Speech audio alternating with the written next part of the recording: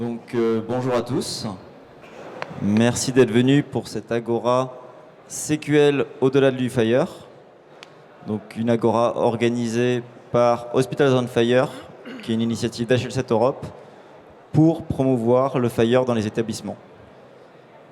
Au cours de cette Agora, nous allons avoir 3 expériences de la part de l'Agence du numérique en santé, du CHU de Toulouse, accompagné de leur éditeur Intersystems, et de la PHP. Nous allons commencer cette session par le retour d'expérience de l'Agence du numérique en santé. Thierry, malheureusement, étant malade, n'a pas pu nous rejoindre, mais Abdelali fera la présentation. Abdelali, à toi la parole. Merci Luc, merci pour l'invitation. Donc Abdelali Boussadi, je suis expert e-santé auprès de l'agence et comme a dit Luc, j'étais censé faire la présentation en binôme avec Thierry. Thierry est un peu malade et oups, c'est bon ? Ok. Donc voilà, avec Thierry, on avait convenu de vous parler de comment on a utilisé le serveur multiterminologie de l'ANS, donc le SMT, et ses interfaces Fire dans le but de projets impliquant le standard CQL, donc Clinical Quality Language, entre autres. Le serveur multiterminologie, rapidement, c'est un serveur qui permet donc d'accéder à un certain nombre d'artefacts terminologiques. Il y a un catalogue qui est le référentiel unique d'interopérabilité du médicament, un certain nombre de terminologies que sont la SNOMED, la LOINC, la CIM11, les nomenclatures des objets de santé qui sont publiées par l'Agence du numérique en santé, un certain nombre de jeux de valeurs, notamment les jeux de valeurs du NOS également, et des jeux de valeurs d'HL7 International, mais également aussi des alignements de code concept, notamment des alignements en lien avec les NOS. Donc historiquement, le SMT, donc le serveur multiterminologie, exposait ces artefacts terminologiques via des interfaces basées sur un standard du web sémantique appelé RDF All. Et depuis 2024, on a rajouté une brique Fire, donc qui s'appelle le Fire Terminology Service, le FTS. Et à partir de là, on peut aussi accéder à ces artefacts terminologiques via le standard Fire. Rapidement, ça c'est les diapos que j'avais présentés aussi au stand de l'agence. Comment utiliser le FTS du SMT ? Si vous êtes une entreprise, vous avez une application, vous voulez utiliser le FTS, vous avez 2 grandes façons de faire, entre guillemets. Soit vous téléchargez l'ensemble des artefacts terminologiques dont vous avez besoin et vous les exploitez en local via votre propre serveur de terminologie ou via un serveur de fichiers. Et à ce moment-là, vous avez 2 façons de faire. Soit vous téléchargez des bundles. Donc notre Fire Terminology Service permet de télécharger des bundles Fire. Pour l'instant, il n'y en a pas exposé, mais ils vont être exposés dans les jours à venir. Il y aura un bundle par ce qu'on appelle unité de production. Donc il y aura un bundle pour les NOS, un bundle pour les terminologies du SMT, etc. Donc vous pouvez aussi également télécharger uniquement les jeux de valeurs, les terminologies dont vous avez besoin, sans passer par le format bundle. Vous pouvez également utiliser les API du FTS, du SMT, comme si c'était vos API, les API de votre serveur de terminologie. Cependant, ce que je conseille, c'est pour cette deuxième possibilité, c'est de réserver cette deuxième possibilité pour les grosses terminologies. Donc si vous voulez attaquer directement le FTS du SMT, attaquez-le pour tout ce qui est SIM10, SIM11, Cladimed, SNOMED quand elle arrivera en version Fire. Et par contre, privilégiez l'utilisation en local si vous utilisez des petits artefacts terminologiques, donc les jeux de valeurs, les alignements ou les petites terminologies comme celle des nomenclatures des objets de santé. On voulait, avec Thierry, vous parler de comment on a exploité justement ces API Fire du SMT dans le cadre d'un projet, un POC, autour du standard CQL, Clinical Quality Language, qu'on avait initié en collaboration avec la HAS et en collaboration avec Isabelle Gibault qui travaillait à l'époque à la HAS avant d'arriver à l'ANS. Et on avait pris pour ce POC un guide de bonne pratique clinique de la HAS qui était le guide de la bonne prescription d'un médicament qui s'appelle l'Epidiolex. Et l'idée, c'était d'éprouver le standard CQL, mais pas uniquement. On a aussi investigué un standard qui s'appelle CDSUX. Et le standard CDSUX permet de standardiser l'intégration des aides à la décision dans un dossier patient. Pour vous donner une idée de ce qu'on a pu tester comme architecture, donc on est parti du guide de bonne pratique clinique HAS en version papier, texte. On l'a fait passer dans une moulinette qui nous a permis donc d'avoir des bibliothèques SQL. Ces bibliothèques SQL, on les a injectées dans un moteur SQL. Ce moteur SQL-là, donc, il est interrogé au moment où le prescripteur prescrit l'Epidiolex, donc le médicament cible. Et au moment de cette prescription, il y a un message standard CDS-Hooks qui déclenche l'aide à la décision. Et cette aide à la décision va récupérer les informations dont elle a besoin dans la version Fire de ce dossier patient. Alors, on n'est pas obligé, quand on déploie ce type de solution, de fireiser tout le dossier patient. On peut mettre juste une façade Fire et permettre d'accéder uniquement aux données dont on a besoin pour notre aide à la décision. Et c'est à ce moment-là on a connecté ce serveur Fire au SMT, puisque à un moment ou à un autre, quand vous allez travailler sur SQL, vous allez avoir besoin de jeux de valeur. Et donc on l'a connecté pour pouvoir charger et valider le contenu de ce jeu de valeur. Enfin, l'étape 5, c'est l'étape où l'aide à la décision affiche le résultat. Donc c'est soit un warning, soit une information, soit une alerte grave. Ce qui est le plus important dans tout ce travail-là, en dehors de la partie technique qui est aussi importante, mais la partie la plus importante, c'est toute la moulinette qui vous permet de passer d'un guide de bonne pratique clinique au format texte, papier, à quelque chose qui ressemble à une bibliothèque SQL. On a utilisé une méthodologie qui est issue d'un guide de bonne pratique, d'un Implementation Guide Fire, qui s'appelle CPG on Fire, donc Clinical Practice Guideline on Fire, qui est très bien documenté. Donc je vous conseille d'aller voir si vous avez en tête d'investiguer un projet SQL.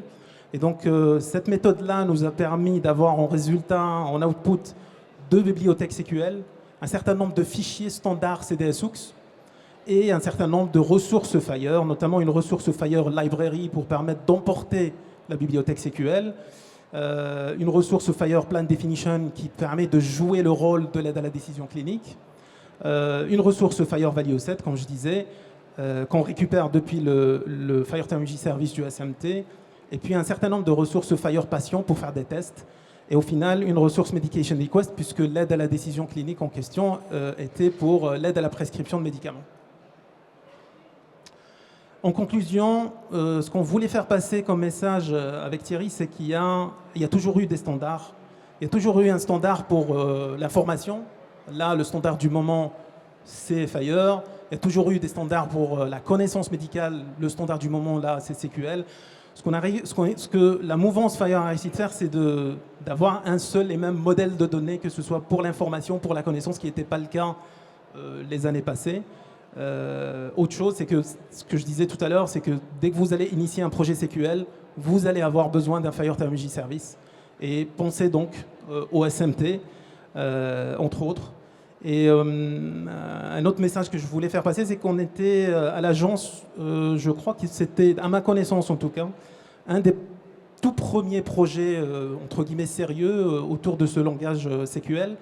On n'a pas été plus loin que le POC, malheureusement, faute de temps et de ressources, mais grâce aux initiatives de l'écosystème et de Luc, et entre autres des autres participants, je pense que vous allez pouvoir nous aider à fédérer un peu plus l'agence pour vous emmener dans ce type de projet.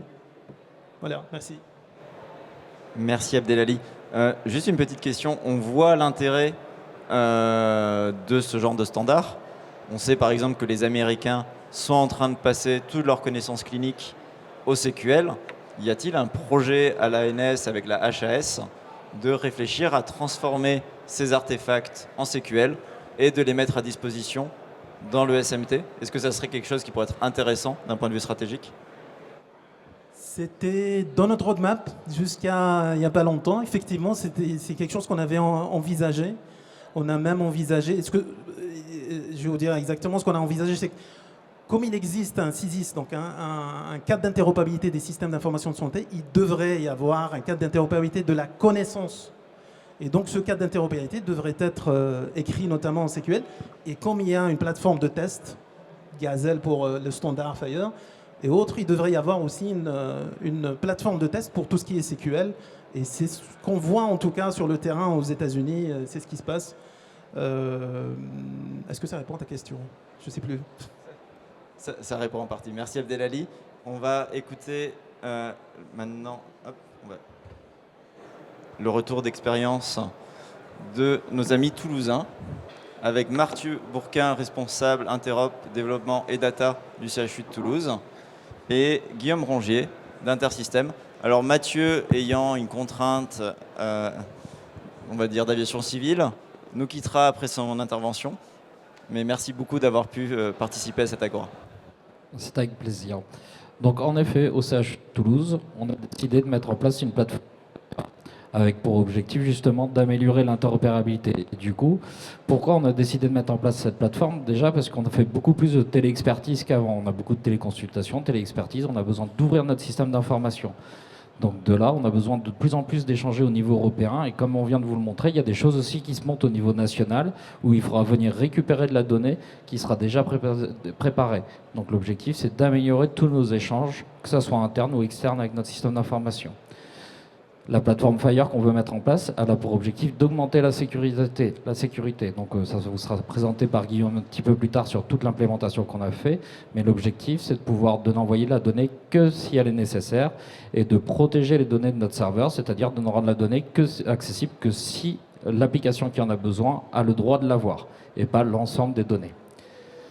Le troisième point sur cette plateforme, c'est tous les nouveaux cas d'usage. C'est-à-dire maintenant, vous avez beaucoup d'applications smartphone, d'objets connectés. C'est des applications mobiles, donc il faut qu'elles puissent venir chercher de la donnée. Actuellement, notre interopérabilité, c'est de l'interopérabilité au fil de l'eau. On ne peut pas faire de reprise de données sur cette interopérabilité. Quand on ne traite pas le message qui est passé, il est perdu. Et toutes les applications smartphone, maintenant, elles ont besoin de venir récupérer la donnée à un instant T et pas attendre ou ne pas attendre de recevoir de la donnée. Donc on change totalement de paradigme.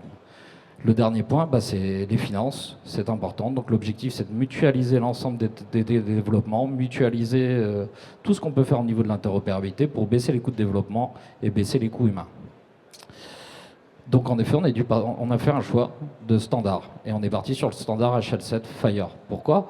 Déjà, c'est pas un standard, c'est un standard qui est proposé par HL7 et puis il existe déjà depuis plus de 10 ans. Donc c'est quelque chose qui a mûri, on sait que le HL7 V2 et HL7 V3 ne répondent pas à tous les besoins, tandis que le Fire va nous permettre d'aller beaucoup plus loin. Il est obligatoire aux États-Unis depuis 2 ans déjà et du coup, on se dit, nous, au CHU de Toulouse, que de toute façon, c'est le standard d'avenir. Donc, il faut prendre ce virage numérique dès maintenant. Les avantages de son standard, en plus, c'est qu'il ouvre le SI. Donc, déjà, ça répond au premier constat qu'on fait. On a besoin de s'ouvrir vers l'extérieur. Le standard le permet, puisqu'on arrête de pousser la donnée et que la donnée, il faudra venir la récupérer. Il est modulaire et extensible, c'est très bien démontré, et l'objectif, c'est de pouvoir se brancher à tout ce qui va se faire en Fire. Donc, par exemple, on pourrait se brancher au SMT, comme ça vous a été présenté à l'instant, de manière à pouvoir venir récupérer de la donnée. Et cette donnée, elle serait déjà standardisée. Donc, du coup, on a le standard, et l'objectif, maintenant, c'est de créer la plateforme. Je vous l'ai dit, la première étape, c'est le stockage de la donnée. On a décidé d'arrêter de pousser de la donnée, mais de la mettre à disposition. Donc, et mettre cette donnée déjà standardisée au Fire. Comme ça, un seul moyen de communication. Et du coup, on change de paradigme. On arrête de pousser, on laisse les gens venir chercher la donnée. La deuxième étape, c'est un découpage fonctionnel. C'est-à-dire qu'on s'est permis, à travers cette plateforme, on va se laisser le choix de rajouter ou de retirer des serveurs. L'exemple du SMT, on a la possibilité potentiellement de trier en interne. Donc ça veut dire qu'on pourrait rajouter un serveur spécifique dans notre plateforme qui viendrait de la duplication du SMT. On pourrait faire du coup découpage fonctionnel avec de l'administratif, découpage fonctionnel sécurité et ainsi de suite. Donc on se laisse le choix à travers un découpage fonctionnel, à travers une plateforme modulaire et de pouvoir faire ce que l'on veut en fonction des cas d'usage.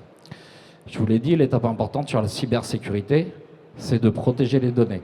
Et du coup, personne n'accédera au serveur Fire en direct. Et vous ne récupérerez que la donnée si elle est nécessaire. C'est-à-dire si vous avez besoin du nom, du prénom et de la date de naissance pour fonctionner, vous n'aurez que ces informations-là. Le dernier point, c'est de créer un hub interopérabilité. C'est-à-dire un point d'entrée pour le CHU qui va vous permettre de récupérer de la donnée de manière standardisée. Ça va nous permettre de faire baisser tous les coûts. Du coup, pour construire tout ça, il faut collaborer tous ensemble. On a un exemple de travail de l'ANS, il va falloir s'appuyer dessus. que ça soit une collaboration nationale ou que ça soit une collaboration européenne. Dans tous les cas, il va falloir qu'on arrive à s'appuyer sur l'ensemble des travaux qui sont effectués. On essaye aussi de se rapprocher des écoles. Nous, c'est l'école ISIS à Castres qui forme des ingénieurs informatiques en e-santé. L'objectif, c'est d'avoir déjà des personnes qui sortent de l'école, prêtes à rentrer dans le monde professionnel, qui connaissent les standards et qui comprennent le fonctionnement des hôpitaux, qui comprennent le fonctionnement de la santé de manière à gagner du temps et pouvoir aller plus vite dans les développements. On s'est regroupé avec divers établissements justement pour essayer de mettre cette interopérabilité commune. Donc là, on mène des travaux avec le CHU de Rennes, avec les hôpitaux de Marseille. L'objectif, c'est qu'on puisse mutualiser les travaux de manière à que chacun puisse mettre un peu de force tout en récupérant le travail des autres. Et du coup, arriver plus vite à une interopérabilité commune.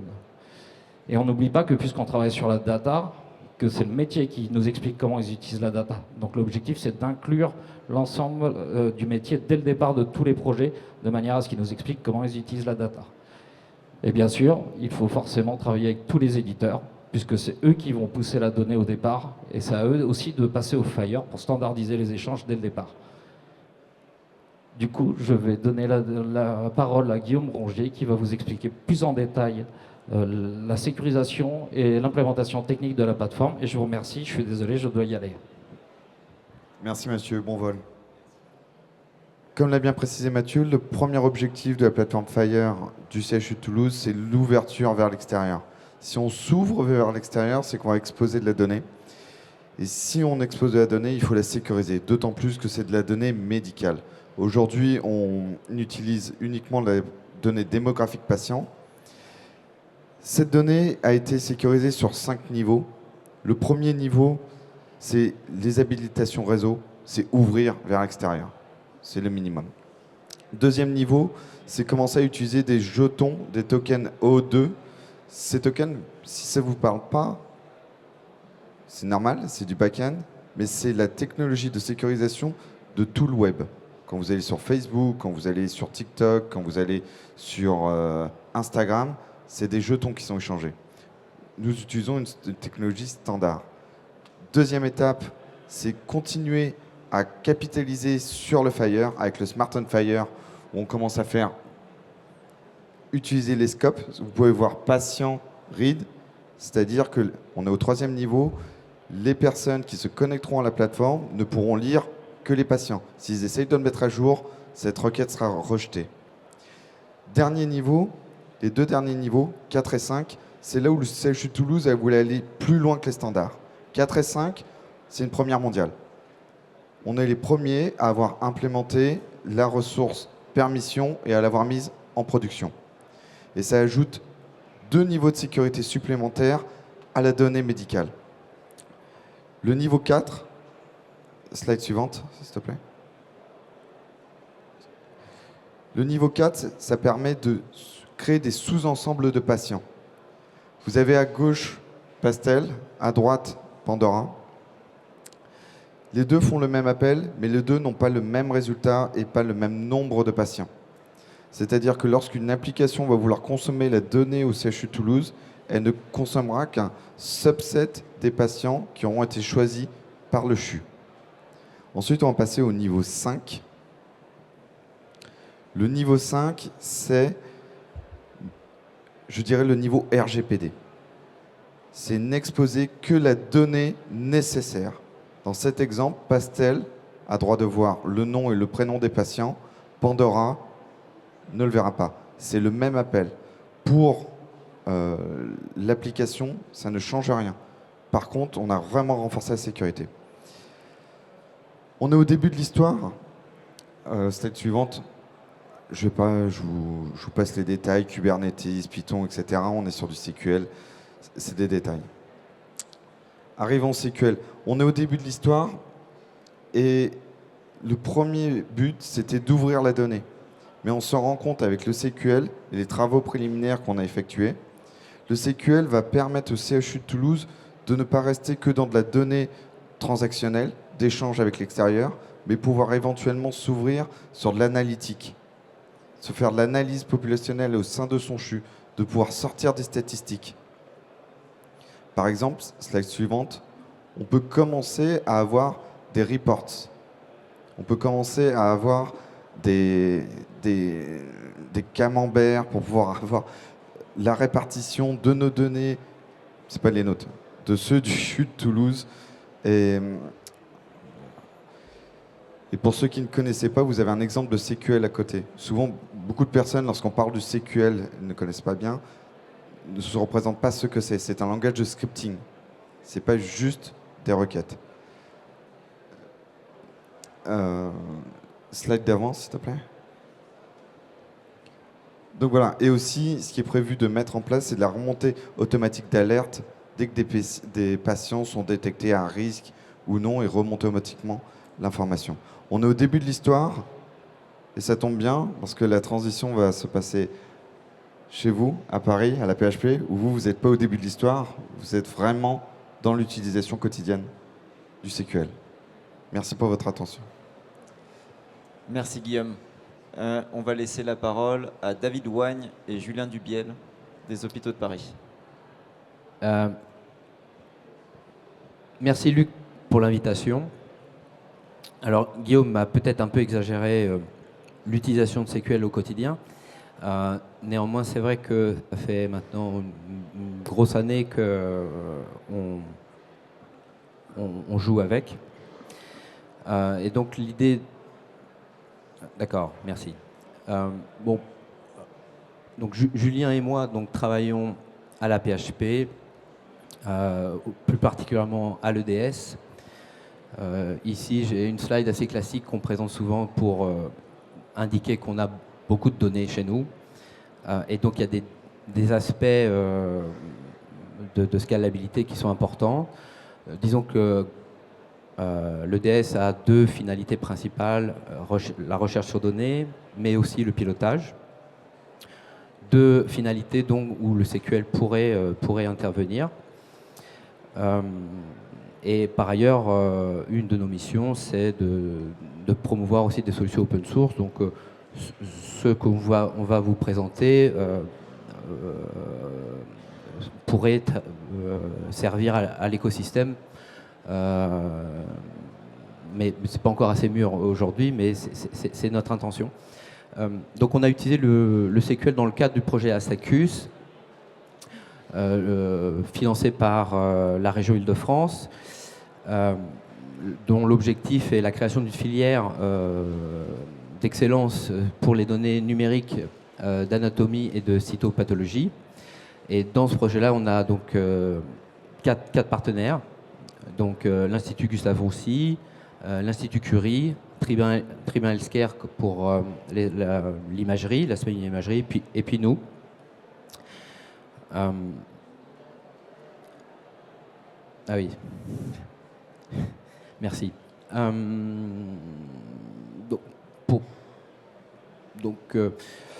Pour les parties, donc on a 3 entrepôts qui ont leur propre choix de stockage d'informations. Nous, on a un entrepôt que je qualifierais de généraliste. Évidemment, Gustave Roussy et l'Institut Curie ont plutôt des entrepôts orientés autour des problématiques liées à la cancérologie. Donc on a des choix de stockage qui diffèrent. Et l'enjeu du projet, c'est d'être en capacité d'interopérer et d'être capable, avec le même, une liste de critères d'éligibilité, de pouvoir interroger ces 3 entrepôts en parallèle. Donc pour ce faire, on a mis en place un guide d'implémentation. Ce guide d'implémentation est d'inspiration américaine, puisqu'on a utilisé le FireIG M-Code, qui est l'IG qui fait un peu référence dans le milieu de cancer, qu'on a dû adapter au contexte français à l'aide des travaux d'Interop Santé et de l'ANS avec le FR-Core. Et puis, dans les exemples qu'on a aujourd'hui, on a utilisé les termes SNOMED-CT, LOINC et OUCOUM. Mais encore une fois, vous allez voir, c'est d'abord un projet IT avant d'être un projet vraiment clinique. L'objectif du projet, c'est vraiment la faisabilité technique. Et ensuite viendront les cas d'usage vraiment métiers. Donc, je l'ai un peu dit déjà en introduction, c'est que Pourquoi nous avons choisi SQL? Il y a plusieurs solutions pour interroger du Fire, mais elles ont toutes des avantages et aussi quelques inconvénients. Et pour notre besoin qui était d'exprimer des critères complexes, donc avec des jointures, enfin vraiment de nombreuses caractéristiques d'une cohorte de patients, il nous a semblé que le SQL était le plus mûr, le plus adapté que les autres solutions qui existent actuellement au niveau de l'écosystème. Le SQL, on l'a vu, peut servir classiquement à la qualité, Clinical Quality Language, aussi pour l'aide décisionnelle. Et nous, on a finalement un usage un peu original, puisque du langage SQL, la seule chose qui nous intéresse, c'est surtout la partie requête. Donc il n'y a pas toutes les dimensions en fait, que porte le SQL. Donc là, je vous ai mis rapidement en fait, la structure d'une requête et on retrouve, pour ceux qui ont l'habitude d'interroger des bases de données, des éléments qui font penser à un langage standard, un autre langage standard que peut être le SQL. Et ici, voilà, on a un cas d'usage un peu théorique, qui est s'il y a des médecins dans la salle, il aurait le droit d'hurler. Nous, ce qui nous a intéressé, c'était surtout de voir qu'on a des choses assez complexes à exprimer. Donc là, on cherche des patientes qui ont un cancer invasif du sein et qui ont eu un calcul de score sur un certain nombre de biomarqueurs et qui ont des images qui ont utilisé telle ou telle coloration. Et on a traduit donc cette exigence en SQL. Donc on a chaque morceau en fait de cette exigence a été découpé en requêtes individuelles.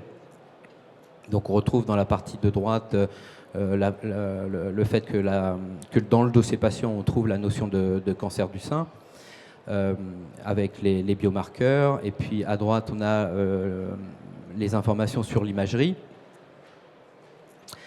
Et puis, à la fin, on collige tout ça dans une requête qui nous donne le nombre de patients en agrégeant donc les différentes contraintes qu'on l'a vu dans les requêtes précédentes. Et c'est ce groupe de requêtes qu'on va pouvoir envoyer sur les 3 sites en parallèle. Et je ne sais plus si c'est maintenant, c'est à toi ? Et voilà, et je passe la main à Julien qui va vous décrire l'architecture. Yes, merci David. Du coup, sur l'architecture, ouais, je vais me mettre là. Voilà, donc dans le cadre du projet Astacus, donc on a collaboré donc avec l'Institut Gustave Roussy et Curie et donc la PHP sur la réalisation d'une architecture qui permet donc de communiquer entre les différents centres et d'exécuter des requêtes SQL sur ces différents centres de manière fédérée. Donc, c'est-à-dire que chaque centre peut envoyer sa propre requête SQL sur les autres centres pour avoir un résultat en nombre de patients. Donc, le cas d'usage qu'a montré David juste avant, on va pouvoir le lancer sur son propre centre et les autres centres de manière simultanée et obtenir un résultat. Ouais, tu peux passer à la slide suivante. Ouais, ok. Donc là, je vous montre un petit peu l'interface de l'agrégateur qu'on a mis en place, qu'on a développé avec les autres centres. Donc dans cette interface web, on va pouvoir donc déposer le code SQL et donc une fois exécuté, on va obtenir sur la droite les résultats pour chaque centre de cette requête SQL. Et donc, on va pouvoir avoir le détail du résultat. Donc, on va pouvoir voir le nombre de patients par centre qui correspond à cette requête. Et donc, il faut savoir que il n'y a pas que ça qui a été développé. Il y a aussi une partie sécuritaire. Donc, on a toute la communication se fait en MTLS, donc en Mutual TLS, ce qui fait que toutes les communications de centre à centre sont chiffrées. Et on a aussi un contrôle. Des résultats qui sont renvoyés entre centres. Donc chaque centre peut contrôler les retours qu'il fait aux autres centres.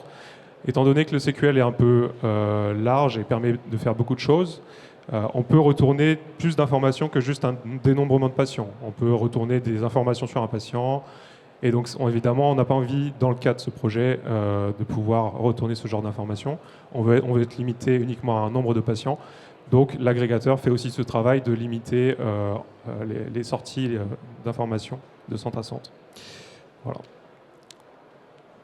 Ouais, super, merci. Alors, il y a eu un aspect très compliqué à gérer, à la fois à la PHP, mais aussi dans les autres centres, qui est un aspect de volumétrie de données. Donc, comme on l'a vu au départ, à la PHP, on a 14 millions de patients dans la base de données. Et le problème, c'est que le fonctionnement usuel d'un serveur SQL, tel qu'on le connaît avec CQF Ruler, c'est de se connecter à un serveur Fire et de faire différentes requêtes pour aller récupérer les données des patients au sein du serveur SQL, puis ensuite uniquement en mémoire de faire les jointures, donc les unions, les intersections en fonction de ce qu'on a demandé dans le langage SQL, enfin dans la requête SQL. Et donc du coup, en fait, si on a besoin de télécharger toutes les données de la PHP et les mettre dans le serveur SQL pour faire cette requête, bah, potentiellement on télécharge les données de 14 millions de patients, ça représente des téraoctets de données, et donc c'est pas du tout efficient. Donc on a dû travailler un petit peu à optimiser ça.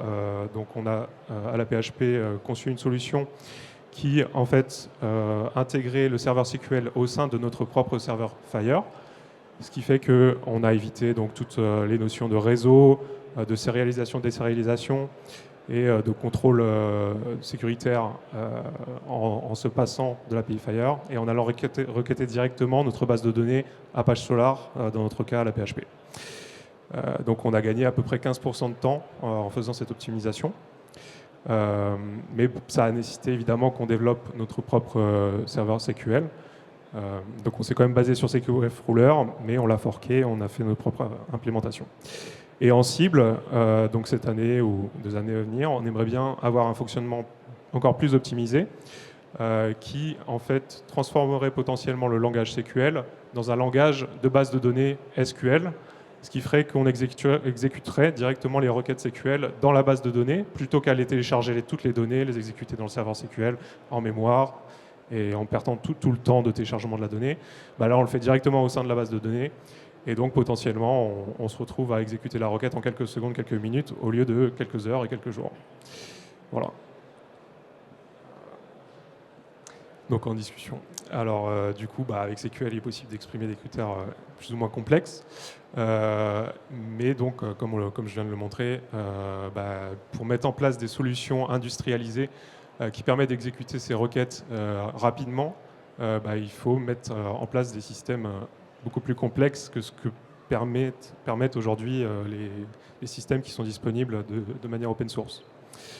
Donc à la PHP, donc, on travaillera à mettre en open source nos travaux sur l'année 2024. Et on va avoir aussi, pour s'inspirer un petit peu des travaux, donc je vous invite à regarder les 2 citations en fin de slide qui montrent un petit peu d'autres manières de requêter en SQL, notamment avec du Spark ou, dans le cas d'Hermès, avec du Apache Flink, qui permet donc, comme ils le prouvent dans leur article, de traiter énormément de ressources Fire par seconde. Et donc voilà, c'est une manière très optimisée. Donc on va essayer de s'inspirer de ça. Voilà. Merci beaucoup. Tout d'abord, 2 remarques et une petite question.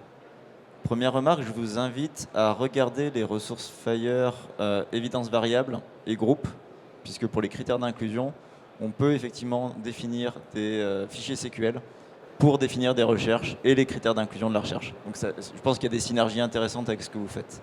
Okay. Deuxième remarque, on a en open source un serveur SQL qui s'exécute à côté. Je serais assez intéressant de regarder comment il peut s'intégrer. Effectivement, vous le voyez, il y a des limites à l'heure actuelle sur ce qui existe en serveur Fire open source. On sait que le serveur API s'écroule au niveau performance à partir de quelques millions de ressources, donc un point de vigilance là-dessus. Et j'avais une question, mais je l'ai oubliée, donc excusez-moi. Donc merci beaucoup pour ce partage d'expérience. Donc vous le voyez, Une fois que les données sont disponibles en Fire, on va effectivement pouvoir commencer à faire une exploitation. On est au début de l'aventure en France. Aux États-Unis, ils sont un peu plus en avance. Mais si tout le monde y met du sien dans la communauté, si le serveur de multiterminologie continue à s'enrichir, qu'on y retrouve les librairies de la Haute Autorité de Santé, qu'on définit ensemble des critères de recherche, que les hôpitaux s'emparent du sujet, alors je pense que nous sommes au début d'une vraie augmentation de ce qu'est capable de faire le système de santé. Merci beaucoup. Et est-ce qu'il y a des questions dans la salle ?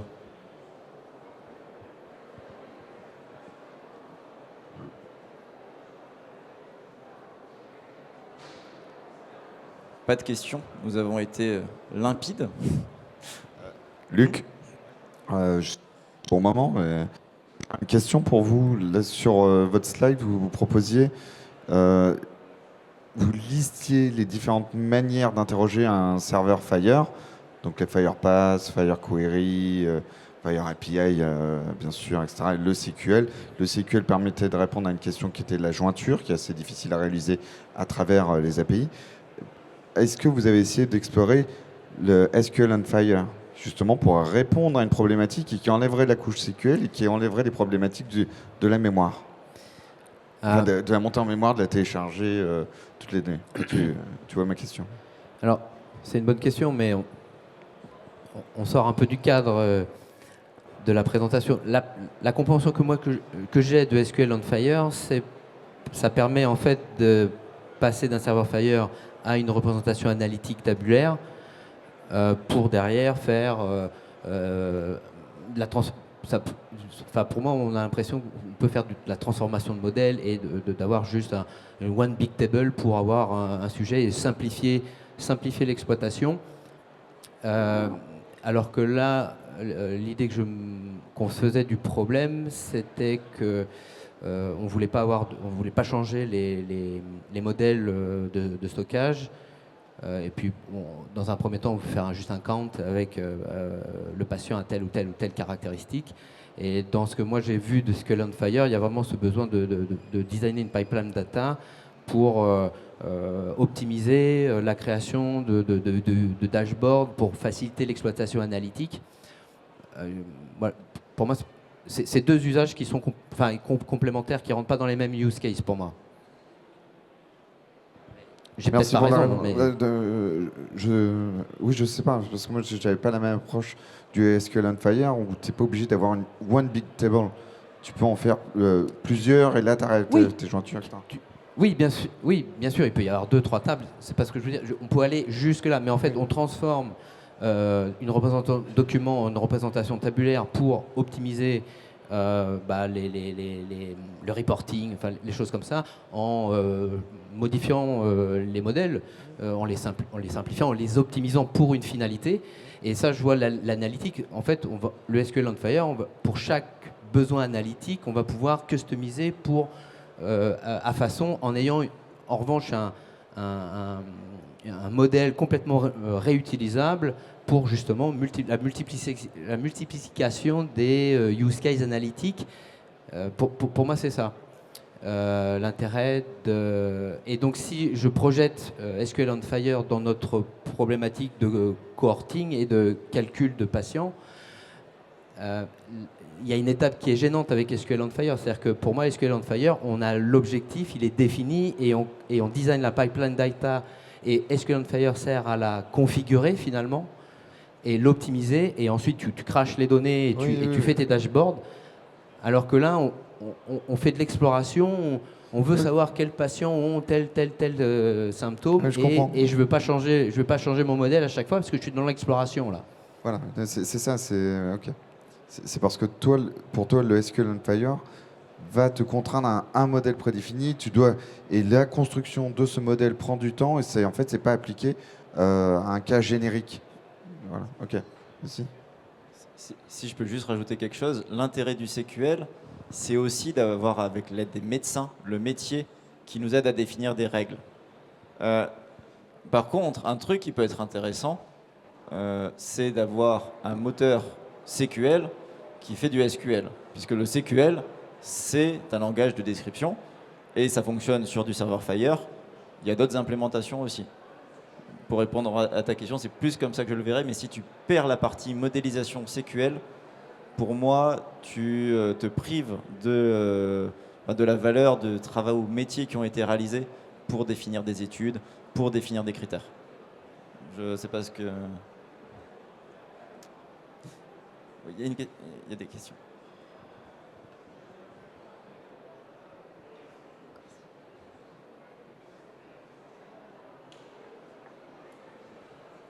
Alors, bonjour.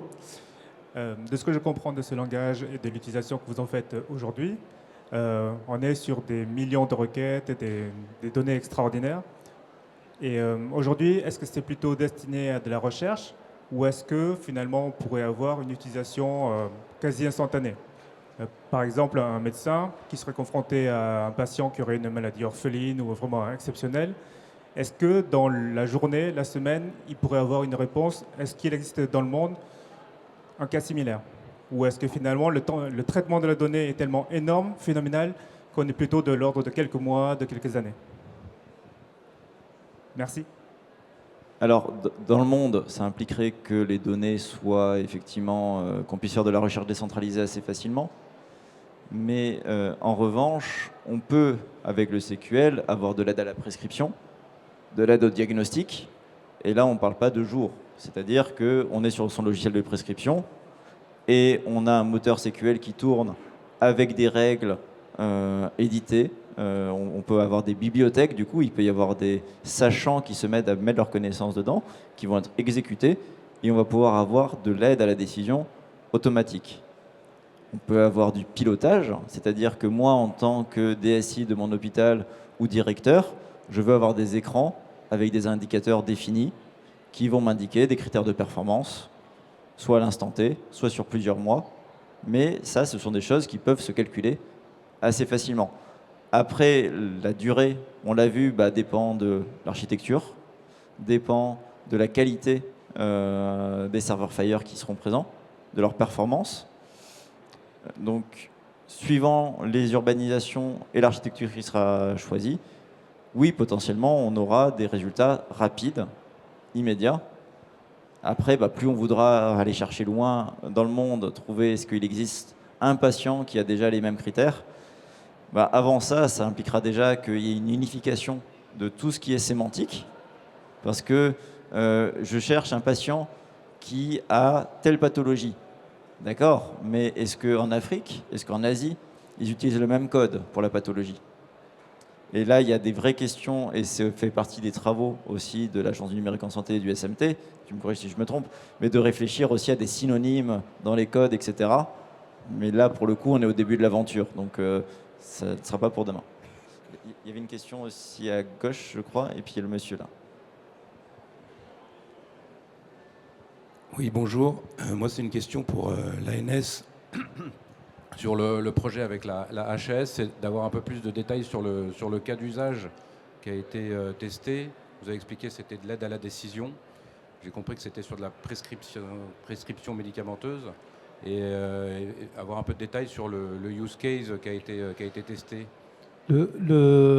Concrètement, le use case, c'est ce que je disais dans une des diapos, c'est qu'on a pris un guide de bonne pratique clinique qu'édite la HAS en version papier. Et ce guide de bonne pratique clinique, c'est pour l'aide à la prescription d'un médicament qui s'appelle l'Epidiolex.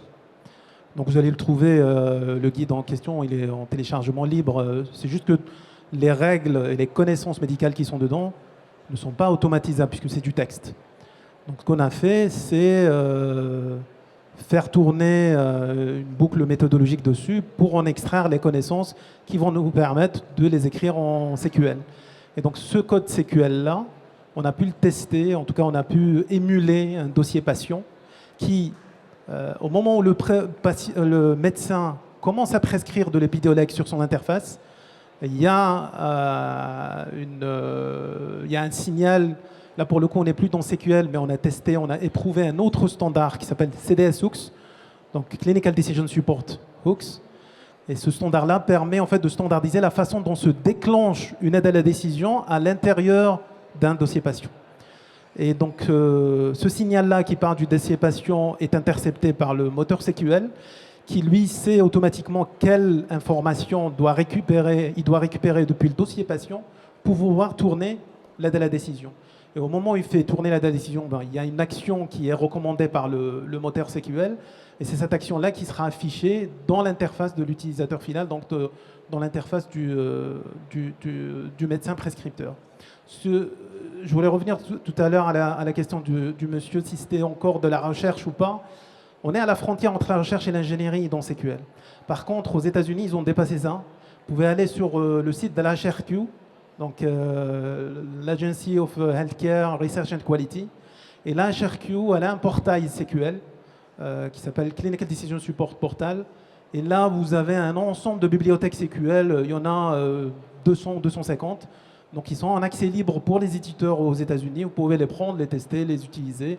Il y a beaucoup plus de bibliothèques SQL pour l'aide à la décision que pour le use case qu'a présenté David, qui est le use case de recrutement de patients ou l'étude de cohorte. Mais c'est en train de venir. Aux États-Unis, ils ont montré quand même qu'on a dépassé l'étape de recherche. Merci. Je crois qu'on a le temps pour une dernière question. Merci. Bonjour. Moi, d'abord, je tiens à dire que je suis médecin, donc je ne comprends pas forcément tout ce que vous avez dit, mais je m'intéresse quand même au sujet de l'interopérabilité pour tous les projets multicentriques dans le domaine du cancer. Donc, évidemment, les médecins, même si on ne comprend pas tout, on a entendu parler d'HL7, on a entendu parler de FHIR. Il y a un nouveau concept que je ne connaissais pas, CQL, que j'ai découvert. Je ne comprends pas plus, mais ce n'est pas grave. En fait, nous avons dans le domaine de la cancérologie des projets multicentriques qu'on veut baser sur un modèle qu'on a appelé Osiris, qu'on travaille avec l'INCA. Comment peut-on vous contacter pour que vous aidiez des médecins, praticiens, qui montent des projets de recherche pour gérer ce que vous appelez l'interopérabilité, ce que nous on appelle la possibilité d'avoir des données multicentriques qui ont le même sens. À qui faut-il s'adresser? Puisqu'on a envoyé plein de mails à l'ANS, mais on n'a jamais de réponse depuis plusieurs mois. Je profite du public pour dire qu'on est content que l'ANS existe, mais vous ne répondez pas aux médecins. C'est pourquoi?